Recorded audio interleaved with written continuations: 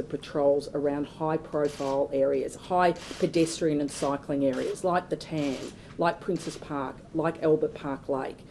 And they'll continue to work and walk with Victoria Police to help us enforce these laws. Again, they're there to provide reassurance, but if people are obviously breaching these rules, they'll also be there to fine people. So can I thank the ADF, and they'll continue to grow in numbers in supporting Victoria Police doing this very important role. So again, just do the right thing. Ask yourself, do you really need to do it? And if you do the right thing, you won't need to get a fine, and you'll help all us get on top of the spread of this virus. Any questions? Take any questions you have. Premier, the AMA is calling for stage 4 restrictions. Why won't you enforce them? Well, the Chief Health Officer and his team provide us with advice based on the cases that present and the circumstances that we face. Others can have different views, that's entirely a matter for them, but the Chief Health Officer and his team are the people who provide advice to me and to colleagues. AHPPC at a national level provides advice to National Cabinet. There will be different views at different times, but we have got settings in place. They've been in place for just two weeks. We always said this would get worse before it got better, that stability was always had to precede driving down those numbers. I've got no advice to move to a so-called stage 4 or to change those rules. At the moment, we believe that with masks, which is a change beyond what we did last time, stage 3 stay-at-home orders, and enhanced enforcement activity and some other small changes, but they may well be significant in terms of efficiency and the kind of effectiveness of our public health response, right down to very small numbers of people. We're confident that these settings are right. Having said that, though, I've made the point hundreds of times now, it is wildly infectious, circumstances change quickly, and if I get different advice, then we won't hesitate to act. There's been some concern about the changes made to visiting in maternity wards. Can you just clarify what those rules are? What I might do is ask the Chief Health Officer to speak to that. If there's a need for any clarification, I'll let him do that, as it's a matter of clinical governance. But why don't we, do you want to keep going, and then we'll get Brett up to do that and any other matters you want to do? Or I'm entirely in your hands. Fine, no worries, Brett, come up.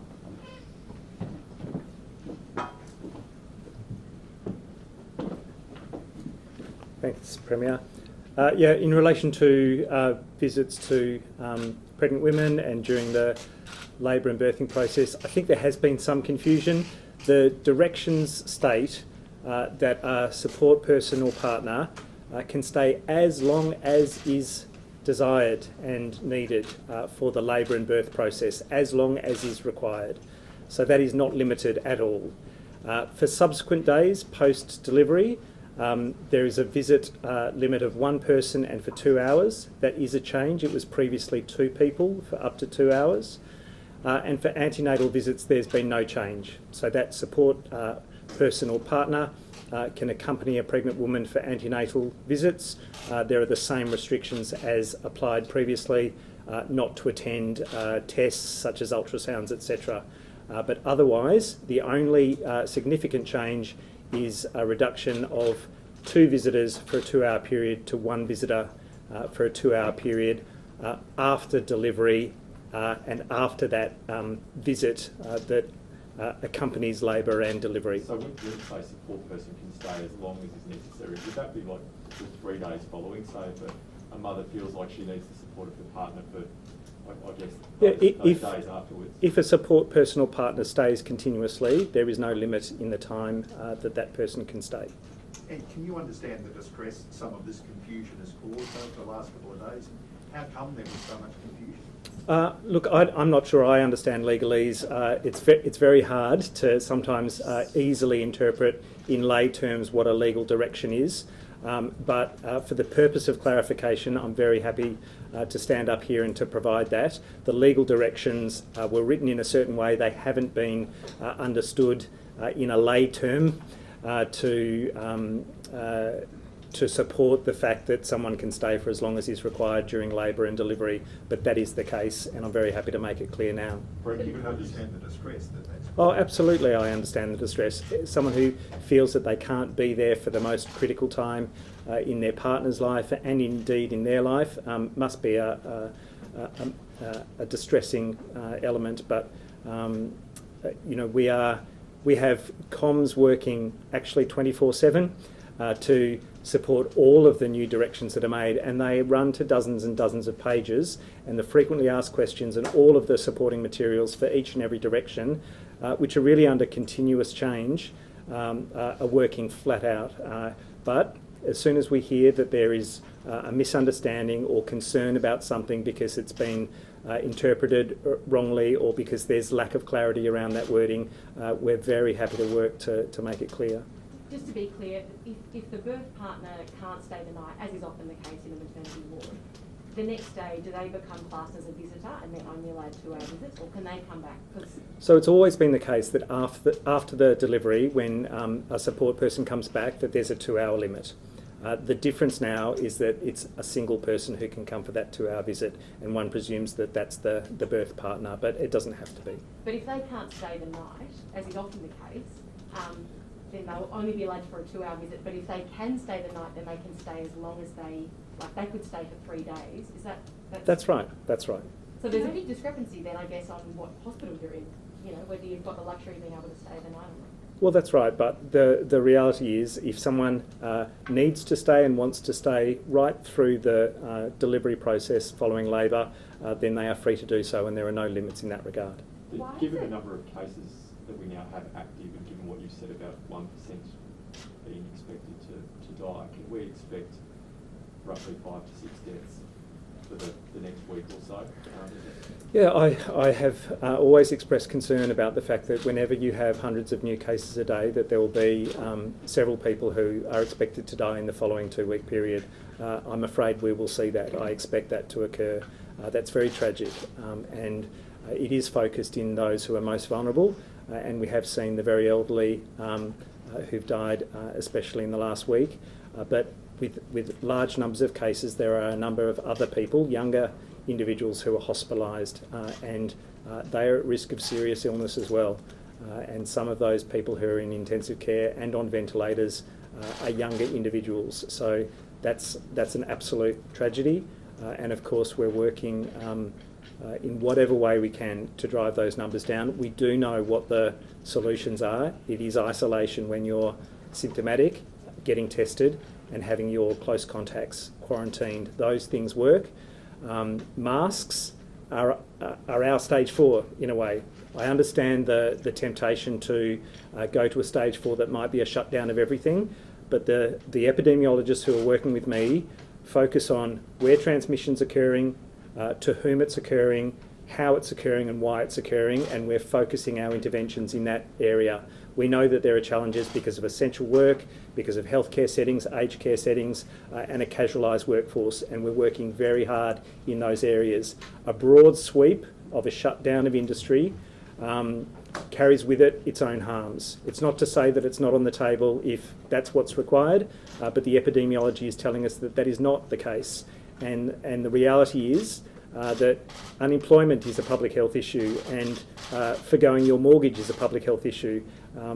Bankruptcy is a public health issue. And if we can get on top of this with the interventions that we have and really fine-tuning them, understanding where transmission is occurring, that's how we should approach it, with an evidence base and with a very focused and targeted intervention. Masks may well be a game changer. The proof is in the pudding, and I want to see how numbers go over the next couple of weeks. But Professor Raina McIntyre, Professor Nick Talley, very eminent Australians with respect to communicable diseases and epidemiology, think that masks can make a really significant difference. And you couldn't be prouder of Melbourne to see the way that people have taken up mask wearing, with it not having been a habit really historically, to see so many people who are willing to do it and do it with pride. I think it's a symbol of the care that we have for the people around us. And so I hope that people can wear it with pride. Can you understand why the AMA has made its call, your medical colleagues? Can you understand why they've done it? Yeah, look, I think the AMA are looking at the numbers, seeing that the turnaround in numbers has been slow, and want to see everything possible done to drive those numbers down. What I would say is we are on that pathway. We are trying to do everything possible, but we are doing it on the basis of the data, the epidemiology, and our understanding of where transmission is occurring and how it's occurring, and that's what we're focused on. Are you essentially saying that a more severe lockdown might not make a difference because it wouldn't make a difference in the groups that are spreading the virus? Yeah, in a way, that's exactly what I'm saying. I think you can go to a very, very broad shutdown. It will have its own harms, and it may not turn around the transmission because of where we're seeing the transmission occurring. We know that healthcare, aged care, abattoirs, big distribution centres are the areas where transmission's occurring. The things that we've made in directions relate to healthcare and aged care for that reason. WorkSafe are working very strongly on tightening the kind of oversight and the kind of OC health and safety obligations in those other high-risk settings to make sure that they're reducing the risk of transmission there as well. So they're the areas we need to focus on. If other things emerge, if there are other areas we need to go to, we'll absolutely go to them. Brett, do you think with the death toll going up, do you think that should be a wake-up call to Victorians that it's more than about masks or restrictions, this is ultimately about people perhaps dying? Yeah, I think it's getting through. I think the fact that people are wearing masks, with its own discomfort and imposition, I think the fact that it's been taken up very enthusiastically is a recognition very broadly that people understand how serious this is, and the fact that it is slow to turn around, and that if there is something that we can do to get out of this faster, then we're all doing it. And I think we may well see improvements by virtue of the mask wearing that is going on now.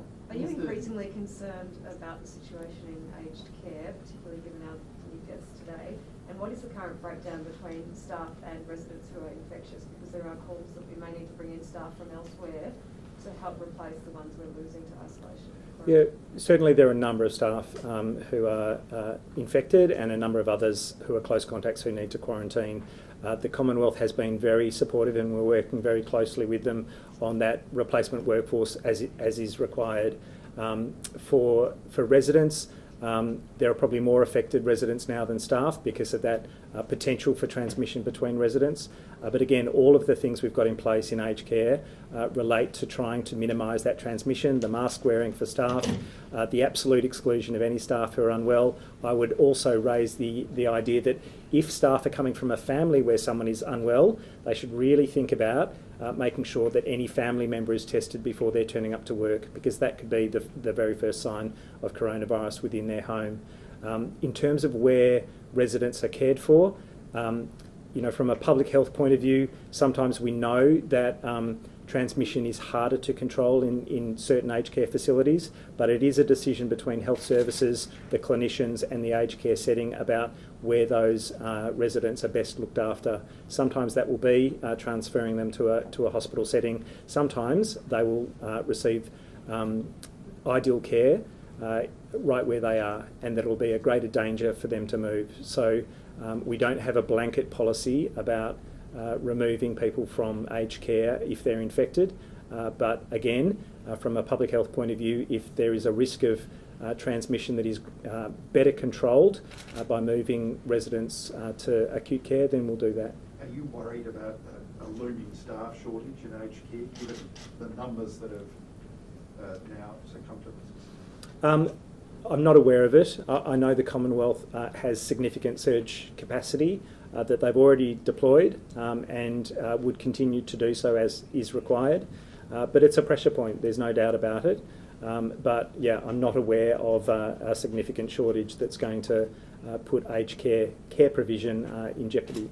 And are you also aware of the role that Northern Health has come into St Basil? Can you tell us what role they're taking and why they've done that? Essentially, Northern Health are supporting the clinical care of those residents. They're probably getting as much clinical care and oversight as ever.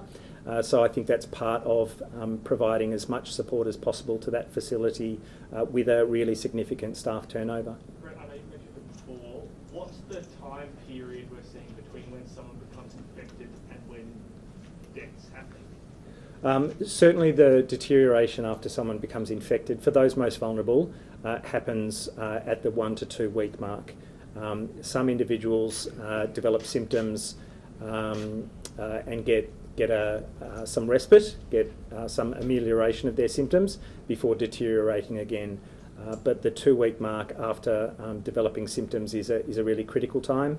It's also very important to make sure that if there's any deterioration through that course of illness, that people flag it with their primary carer, with their specialist, to make sure that they get an early intervention as soon as possible, because having that oxygen, having that steroid treatment or other antiviral treatment can make a real difference, and will make a better difference earlier on.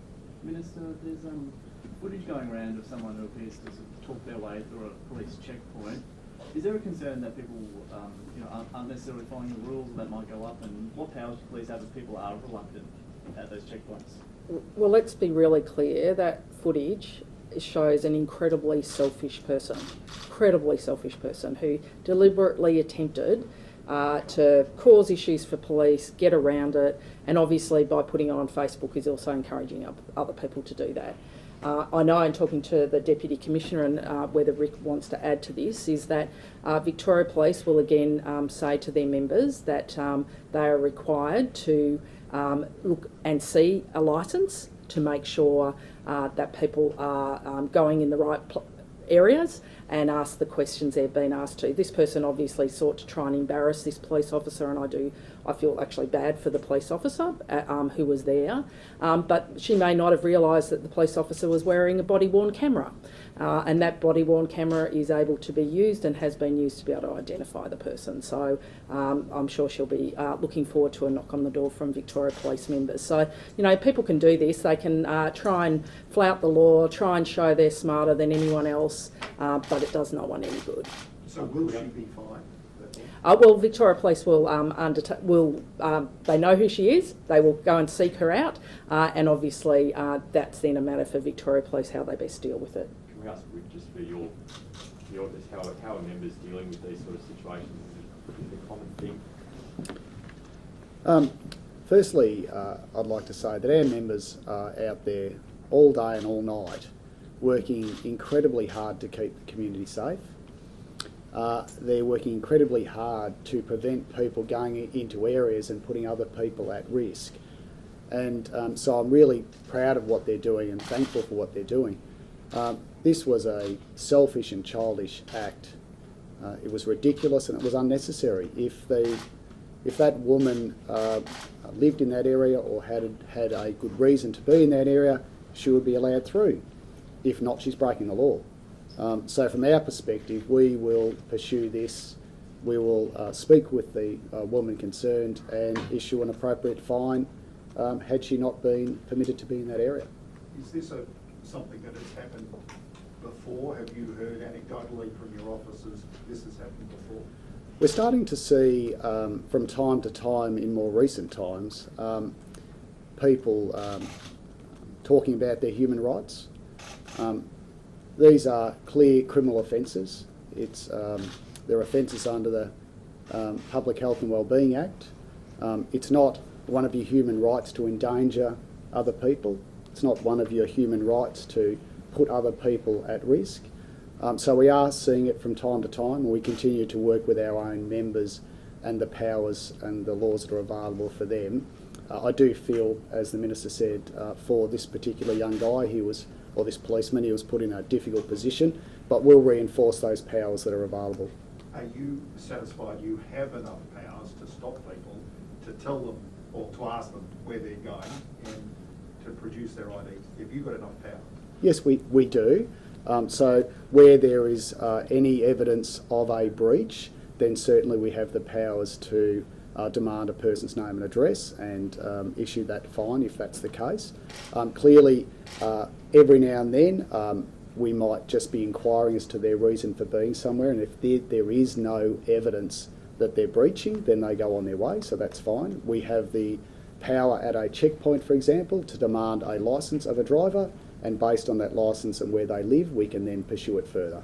And obviously it's great, we've all got hindsight and we weren't in that situation, but that officer in hindsight, should that officer have been stronger?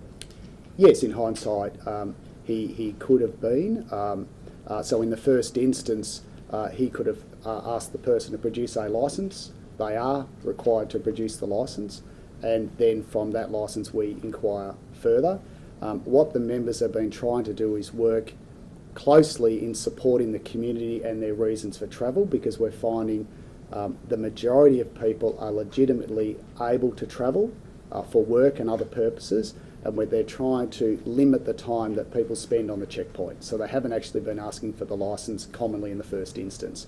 Unfortunately, if we get this type of behaviour, we'll need to do that on each and every occasion, and then from that we can take it further. How, on the issue of masks, the Minister mentioned there's been a few people issued with fines. How is enforcement of that gone, and have you been at supermarkets and places like that, or just walking in the city? So firstly, and it's been touched on by the Premier and the Minister, the community has been outstanding in embracing the wearing of masks, and we are extremely grateful for that. But we are still seeing some individuals who choose not to. Those most commonly we've had in the last 24 hours are people who are offered masks by police who still refuse to put a mask on, and so it's their right not to wear a mask. In that instance, they've been issued with fines. We are also patrolling supermarkets, shopping centres, other populous areas to ensure that people are complying. But I have to say, it has been an outstanding take-up by the community, and the community working together and embracing this to do all we can to slow the spread and not put others at risk. Can I ask Brett Sutton another question? Sorry. With the ADF coming in and concern raised earlier in the week that people are not staying home when they're infectious, why not continue that at-home testing program that was rolled out, I think, 4 weeks ago during the suburban testing blitz? I understand it comes to an end this week. Why not continue that program? I'm not sure I know the reference to an at-home testing program. Yeah, so during the suburban testing blitz, when people were given, if they couldn't make it to one of the suburban testing blitz sites, they were given the swabs to do themselves. You know, it wasn't a huge take-up, but I'm just interested why that program wouldn't be continued. Yeah, look, it was piloted that people could do some self-swabbing. That's still an option where a drive-through or drop-in testing site means that someone isn't prepared to have their kid tested, for example. So that's still on offer if a normal clinical swab can't be taken. But there were, more logistic challenges than it being much of an enabler for people, because you needed to drop it off, you needed to pick it up in a very timely way, and there was more effort involved than the reward. I think the fact that there are so many, over 160 testing sites, almost all within 10 kilometres for any individual, certainly across Metro Melbourne, I think that's the main thing that's going to help people to get tested as they need to. Brett, I've just got a question about the app. With so many cases, and we see probably hundreds every day that aren't linked to outbreaks straight away. Again, why are we not using the app? And again, have we found any contacts that haven't been found through the manual methods, and how many times has it done? I'm not sure of the actual contacts that might have been found with the app. There are over 400 people who've had the app downloaded amongst the cases that we've had in recent weeks. So that's a sign of a pretty good download. And again, I would encourage anyone to download it on the basis that they might be next to someone whose details they don't have for more than 15 minutes. That includes in some of the workplaces where it's difficult to physically distance. Obviously, a lot of workplaces we say, right, everyone's a close contact, but there are other workplaces where we ask the individual to identify those people who are their close contacts. It would be useful for everyone in a workplace to have the app downloaded, because you might flag someone who you haven't thought of as a close contact previously. So whether it's in the workplace or whether it's at shops or the supermarket, what is the reason that we're not using it more? Is it a lack of people actually having the app in the first place? Well, we know that there are over 7 million people who've downloaded the app. That's a significant proportion of those who have smartphones. But if you take that as a third of all adults, if you like, then the number of people who both have it in an interaction is still at the kind of 10-15% mark. So we could do better. So having a 50-60% download for anyone who has a smartphone would be a much better coverage and really increases significantly the number of Bluetooth connections that are made that allow us to find that close contact. The Mantra Hotel in Preston, how many cases are there among both staff and residents, and are the use of these isolation cells considered compliant? I don't know for the Mantra Hotel, sorry, I don't have details on that. It's a refugee hotel. Yeah, it's a Commonwealth-run facility under Commonwealth refugee obligations. Are you anticipating any particular issues this weekend, given the week first that where masks are required? Lundy, I'd anticipate that it'll be not an ordinary weekend, because people obviously will be at home. There'll only be 4 reasons to leave your home, and if you're out for any of those 4 permitted reasons, then you must be wearing a mask. There are some very narrow exemptions, underlying health conditions and things of that nature, but you know, it's quite amazing to see people across Melbourne embrace and put that mask on. It is a relatively small contribution to make. Is it the most pleasant experience? No, but it's making a big difference in slowing the spread of this virus. So if the last couple of days are any guide, and I think they are, we'll see people out and about following the rules across Melbourne, out when they need to be for the things they need, and when they're doing that, they'll be wearing a mask. And I think that's something that everybody should be very proud of, and everyone should, and certainly everyone should know that I am deeply grateful that will make a big difference. Did Commodore Hill have any sort of thoughts or ideas about how we can improve our response, and is the government investigating anything along those lines? There's a whole team of people who are working in contact tracing, in community engagement, in law enforcement, particularly the announcement I've made today, where there'll be large teams of ADF and authorised officer personnel out knocking on doors for those harder to track down people who just aren't answering their phone, or for whatever reason we can't seem to get through to them. That's just one example among many where ADF, as well as other public servants, others from other government agencies who wouldn't necessarily be part of a public health response, but this is all about making the best use of the best skills, and we're deeply grateful to have those people here. Can I ask on the border situation? Yes. A group of senior doctors has written to New South Wales Health warning that lives are at risk due to that situation on the border. What's being done to remedy that situation? There's been discussions between our government and the New South Wales government, between our Health Minister and New South Wales Health Minister. I'm happy to take this a bit further and have a conversation with Gladys over the course of the weekend. I'll try and do it as quickly as I can. The issue is well known, and if we continue to see people like health workers unable to move freely, not throughout New South Wales, they're simply wanting to move from a border community on the northern side of the river. They want to move south, not that far. They're doing the best and most important work.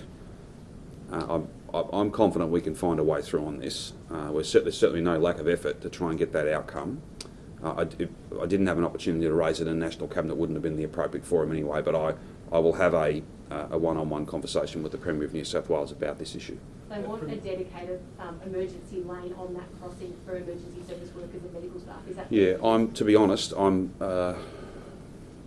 probably, that's not an unimportant issue, but I'm more concerned about staff who live in New South Wales, and in the case of Albury, we run the Albury Hospital, even though it's in New South Wales, not being able to freely move.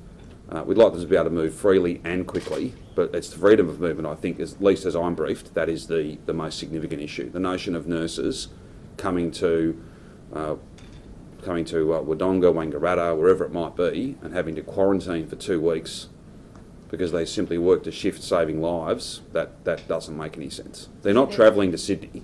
They want to go back to their border community where they live, and that notion of a bubble where you essentially move the Victorian border north for however far that is. I think it's now down to a couple of k's, but it's also about permits. Who gets given a permit? Who is actually allowed to travel? And I don't think there's any point of argument, or at least there shouldn't be, that health workers who might live just in New South Wales but work in Victoria, we've got to find a way to continue to have them at work. There was a young nurse at the Royal Melbourne Hospital who made a compassion plea. You put that on your Facebook page. Why did you do because we've got to stop thinking about our nurses and ambos and doctors as the front line.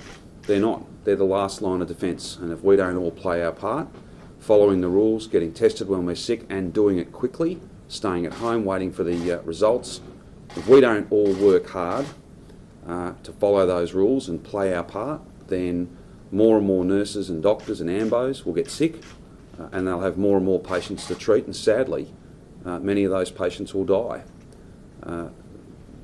We are the front line in the decisions we make, the choices we make, the conduct that we exhibit, calling out bad behaviour. We are all on the front line, and that's why it's so important. And it does make you proud to think that Melburnians have so rapidly embraced the wearing of masks. It's a tiny number of people who aren't, and as the Deputy Commissioner's just made the point, police are out and about and they will be getting a fine, not because the police take any joy in that, but because no one has the right to make selfish choices that put other people at risk. Nobody has that right. Just one final. Were you quite moved when you? Yeah, look, she's like so many, an absolute hero. Our staff in hospitals, and it's not just clinical staff, it's cooks and cleaners and ward clerks and orderlies. It's not just health, it's right across emergency services. Far from criticising that member of Victoria Police, I'd say that he's one of thousands of people who are putting themselves in harm's way to keep the rest of us safe. And the least we can do, all of us, is do our level best to follow the rules. The problems are not where people might err. It's people who I think are blatantly doing the wrong thing. It's not a massive number of people, but it doesn't have to be. This is such a wildly infectious disease. It doesn't take much before it's off and away and you've got really significant numbers of people who've got it, and then a really significant challenge. That's where we're at right now. The strategy will work if everybody buys into that strategy and is compliant with it. And just whether they are pleased about it or not, acknowledge that this is the reality we face, and unless we all follow these rules, then people will either get a fine, it'll take longer to get past this second wave than would otherwise be the case, and people will die. They're three pretty powerful motivating factors, I would have thought. Choose one of those three or any one you like, but ultimately, let's protect those who are protecting us. Let's look out for those who put themselves in harm's way every day. Let's not contribute to them having to treat more patients, be exposed to more virus. Let's not contribute to more families having to bury a loved one. On the door knocking, Premier, I think Yes. you mentioned about 25% of people aren't doing it. Roughly, yes. 24 hours. What dangers does that present if people aren't doing that interview, and how much of a concern has that been for yourself? Well, it is a significant concern. That's why ADF and Health Department staff who are authorised to do that work are going to be out and about visiting all those people. So just to go back through the logic of this, anyone who makes 100 phone calls, there'll always be, let alone thousands, there'll always be a handful of people who you can't get through to. We'll be making 2 phone calls within 2 hours. If you don't answer, or if you're not in a position to do the interview, then we will be coming to you. An ADF and authorised staff will visit you. They'll conduct the interview on your doorstep. That's not ideal, but it's certainly much better than not having an interview for an extended period, because it's from that interview, you retracing your steps, telling us where you've been, who you've been close to. That's how we know who might be positive, and then all that coronavirus detective work starts from there. If we haven't spoken to you for whatever reason, then obviously that work is much, much harder. Just on the $1,500 payment that's available to Yes. people who can't get sick leave, I think yesterday's stats showed that more than 1,200 people had applied and only 182 had received it. And we're hearing lots of stories about people calling the number and being told mistakenly to go to Centrelink. Are you confident that people can get that payment? Well, there as will be some quickly as people, possible? Rachel, who should go to Centrelink because they would be entitled to various payments. I have not seen those reports. I'd need to check that out for you. The facts of the matter is this. It's not just $1,500, it's $1,800 between when you first get tested. If you have insecure work, if you don't have sick leave to fall back on, then you can receive that $300 payment. We're doing our level best to make those payments as quickly as possible. Most people get paid once every week, some people get paid once every fortnight, some people might get paid even less frequently than that. I think what's most important is not so much the money going into your bank account within seconds of you making the phone call. I think having an answer and knowing that you are going to get the money, because you weren't necessarily going to be paid at the end of the shift you're not working because you're at home. So there is a bit of leeway there, but we want to try and make that the fastest process possible, and that's why there's extra people doing that in the team. We're talking to the government's banker. We're doing all sorts of things around electronic funds transfer. We're not leaving any of those options. We are looking at all of those options, I should say, to make sure that we can get those payments out as quickly as possible. But I think the key point is to tell people and have people with certainty, you are going to get this payment and we'll get it to you as soon as we possibly can. That's what I'm aiming for. And then people can plan, knowing that that money's going to be there, just like the shifts they're not working would have seen them get paid on their usual payday, whenever that might be. Premier, school teachers are raising concern today about teaching in class, the level of transmission that's happening. At what stage would you guys review in-class learning, and I suppose what's your message to those teachers that are worried? Those matters are under review every single day, based on case numbers, based on outbreaks. We think, and the public health advice is very clear to us, this was confirmed at National Cabinet today. If you look at the settings from the other end, the fact that year 10 down are all at home, that's limiting movement. That's something that I think has very, very broad support, whether it be at AHPPC level or at National Cabinet level. We can't have 700,000 people moving around plus their parents. That would only contribute to spreading the virus. As far as settings around year 11, year 12, attendance rates are very high. They're very, very close to the numbers they were this time last year. That goes not just for Melbourne but also for across all the cohorts in regional Vic. We're very pleased about that. I understand that teachers and other staff have got some concerns. This is a concerning thing. This is a really challenging time. We're there to support them. We're there to make sure that, for instance, if a teacher's got an underlying health issue and doesn't want to be at school and wasn't during the last remote and flexible learning, or at any point during the pandemic, we'd always seek to make arrangements for them. Beyond that, the wearing of masks, again, is challenging in those educational settings, but I can tell you that my eldest, who headed off to year 12 classes today, he was wearing a mask. He's wearing a mask in class.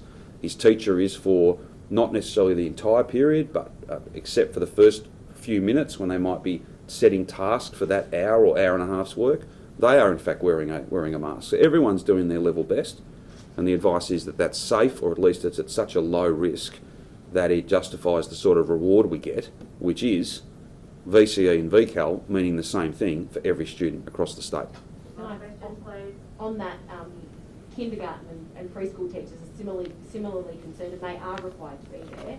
And Yes. I understand attendance is quite high there. There are parents that drop off and pick up. Yes. There are lots of hygiene measures in place, but I There are. understand staff are quite concerned. What's There the are. message to them? I think staff in every setting are obviously concerned and are doing everything they can, regardless of the industry. So whether it's a person stacking shelves at Coles, Woolworths or IGA, a person working in childcare, a person working in a hospital, a police officer, an AMBO, a public health worker who's going and door knocking positive people, everyone's doing their level best to try and keep themselves safe and to fight the virus, not to contribute to spreading it. So I'm grateful to all of them.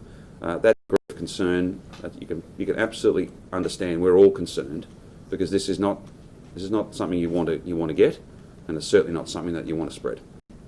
Just on the ADF as well. Yes. The 1,400 today, is that new ADF members coming in? Can you tell us what the total ADF? It's around 1,400 in total. So it was before my most recent series of discussions and agreement with the Prime Minister, which I can check for you, but I think that's a couple of weeks ago now, 2.5 weeks ago, where we agreed to boost it further. And again, we're very grateful for that. That took us from about 335, and then we added in just over 1,000, which now gets us to roughly 1,070, something like that, which gets us to that 1,400 number. And my latest report was that all of those who had been promised to us are in fact here, give or take a handful, but they're performing all manner of different functions. They're not the only supports we're getting. There's a whole. They're pretty noticeable. Obviously in uniform, moving around the community, but there are many people in call centres, public health experts in other states that are making phone calls for us, doing contact tracing. And then there's a whole range of other Commonwealth and state public servants who aren't necessarily in a uniform, but they're doing really important work too. Can I just ask you about the Act as well?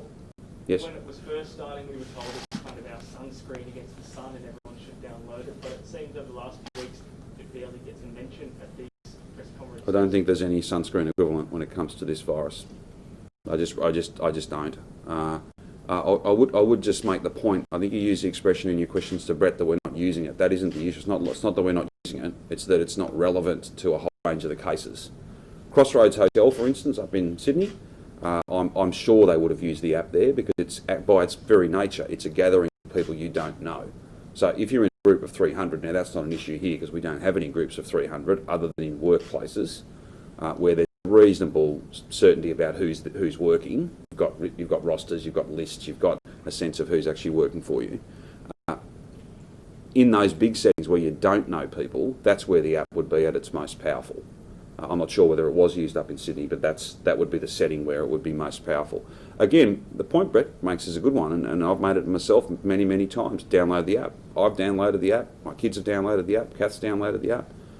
If you download it, the more people who download it, the more effective it'll be, because it'll just mean that you've got that electronic handshake between more and more people because everyone's got it and they've got that. That'll mean that it'll be of greater use to us. Arguably, probably of its greatest use when we get to the other side of this second wave and we start opening up again and we see again larger groups of people moving through restaurants, cafes, all those sorts of things, public transport, people that you don't necessarily know. So I wouldn't say it's not being used. That isn't accurate, but it's not relevant to the cases we're seeing because it's not like people are out in large groups and they don't know who they have been in contact with. Any other issues? You sure? Very good. Thank you. See you tomorrow.